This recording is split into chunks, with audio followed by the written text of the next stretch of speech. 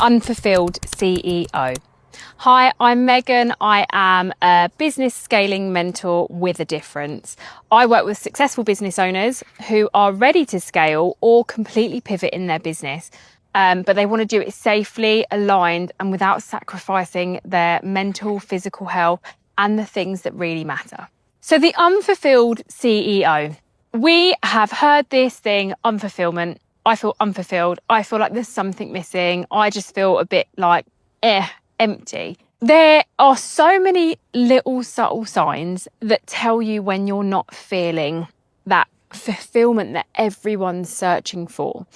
And the reason why that tends to happen is because we either feel like we have started, so therefore we have to continue, or we've feel like there's certain elements that keep us safe. So things like financial stability, it could be, like that's when you don't want to say no to certain clients, or if someone leaves, you feel this kind of panic of, oh my God, what am I going to do now? That's lost money. Then you start waking up, you start worrying about when the next, like how the pay is going to go. It just spirals into something crazy.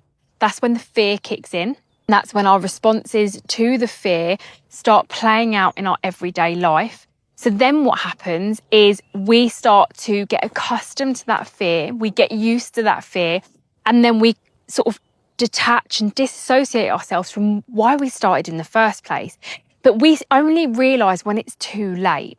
I know that this is not the way to build a business. You will hear stories from myself of, that moment I climbed the mountain and I realised I completely lost myself. I had a breakdown. I completely burnt out. My story isn't new. My story isn't a one-off. This is what's seen by so many people, and people are starting to really talk about it. It's become a thing. You burn yourself completely out and then you completely transform your life. But what is happening with that is people are wasting years of their life, precious moments, those times when they could be traveling, when they could be spending time with their kids, when they could be doing something really passionate.